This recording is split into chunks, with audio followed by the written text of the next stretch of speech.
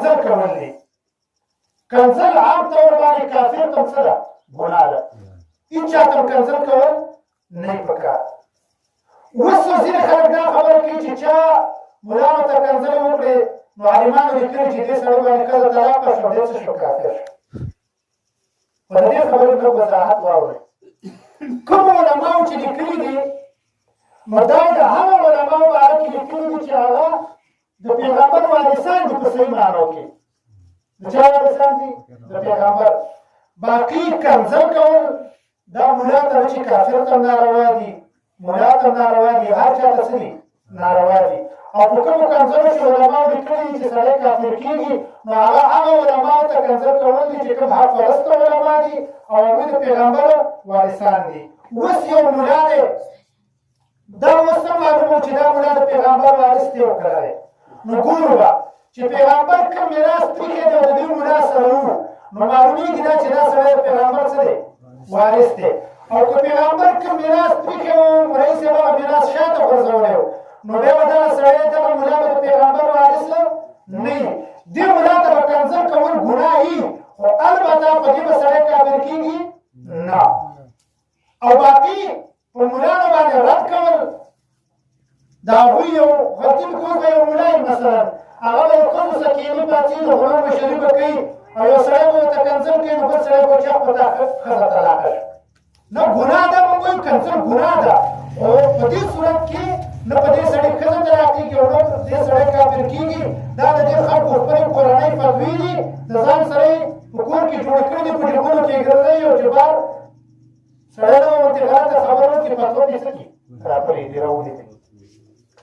نو ګورې به چې یو عالم یو ملا هغه د پیغمبر وارث وي، هغه د پیغمبر چې کوم میراث پاتې شوی هغه ورسره وي، دا به د پیغمبر وارث حسابېږي. که نه وي دا به د پیغمبر وارث نه حسابېږي. نن دور کې موږ وګورو چې څومره سیاسي ملان دي. دا زه په دعوې سره وایم چې دا د پیغمبر وارثانو نه دي، دا د پیغمبر وارثان نه دي. چې څومره سیاسي ملان دي دا د پیغمبر وارثانو نه دي. په دې خبره باندې ځان پوه کړئ. ولې د پیغمبر میراث چې کوم د هغه د الله کتاب و، د الله د کتاب نظام و، د هغه نظام نفاذ و. او دې ملانو چې کوم دی د برطانیې نظام او د برطانیې قانون او د برطانیې سیاست هغه راپورډه کړی دی او راپشا کړی دی. لهذا دا ملانو، دا سیاسي ملانو دا د پیغمبر وارثان نه دي. دا زموږ ده او دا موږ ثابتوو. د پیغمبر میراث یا ایها الرسول بلغ ما انزل الیک من ربک وان لم تفعل فما بلغت رسالته. د پیغمبر میراث د الله د کتاب بیان، د الله د کتاب تبلیغ. دا مولان چې دي ټوله ورځ کرسۍ پسې ګرځي، دا مولان ټوله ورځ په بیانونو کې د اونټونو فضیلتونه بیانوي، دا مولان ټوله ورځ په بیانونو کې د اونټ په فضیلتونو باندې لګي چې چا مولا د اونټ ورکو په هغې کې دا ثواب دی. نه نه نه، قرآن الله رالیږلی و د عقیدې د سمولو دپاره او پیغمبر ته الله وایي قرآن بیان کړه. دا د پیغمبر ډیوټي ده. دا ډیوټي چې چا سره وه دغه سړی به د پیغمبر وارث وي، او چې دا ډیوټي د چا سره نه وه دا سړی د پیغمبر وارث نشي کېدلی. که یو سړی وایي چې یاره سیاست هم د پیغمبر وراثت دی، پیغمبر هم سیاست کوي، نو موږ وایي چې دا خبره په کلاو غوږونو باندې واورئ. پیغمبر سیاست کړی دی خو دا سیاست یې نه دی کړی. که یو سړی وایي چې پیغمبر داسې سیاست کړی لکه کوم چې دا موجوده سیاست دی، دا سړی کافر دی، په ده باندې ښځه طلاقه ده.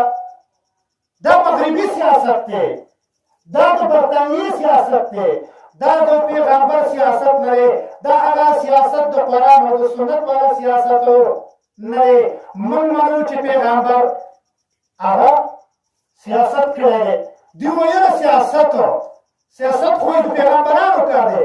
موږ وایي سیاست د پیغمبرانو کار دی، خو ستاسو کار چې کوم دی دا د پیغمبرانو سیاست نه دی، دا د امریکې او د برطانیې سیاست دی، دا د یهودو سیاست دی.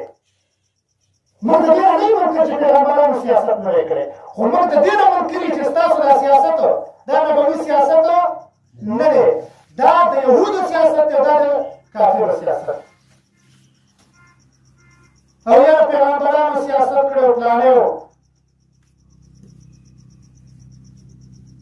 بهرحال د پیغمبر وارث به هغه څوک چې هغه د پیغمبر ډیوټي کوي.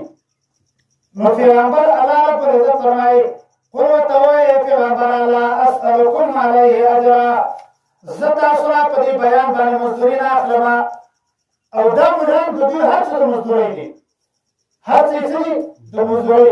که جنازه وکړله نو سخاب ترنه غواړي، که نکاح یې وتړله 500 روپۍ ترنه غواړي. او دغه شانې کې بیا منځونه چې کوم دي دا به در باندې اثبات دي. که اوښ دې رانه کړم منځ درنه در وکړم، که اوښ دې رانه کړم جنازه درنه کوم، که اوښ دا ټول د ټولو ملایان دي بېدینه بېایمانه بېغیرته دین یې خرڅ کړو دې خلکو. والله دا دین دې خلکو سپک کړو، دې خلکو دا دین څه کړو سپک کړو. دا دومره سپک دین نه لري دې خلکو. د روز قیامت وټ شو نه دا مسلماني ده. د روز قیامت څه شو؟ وټ دا د روز قیامت شو.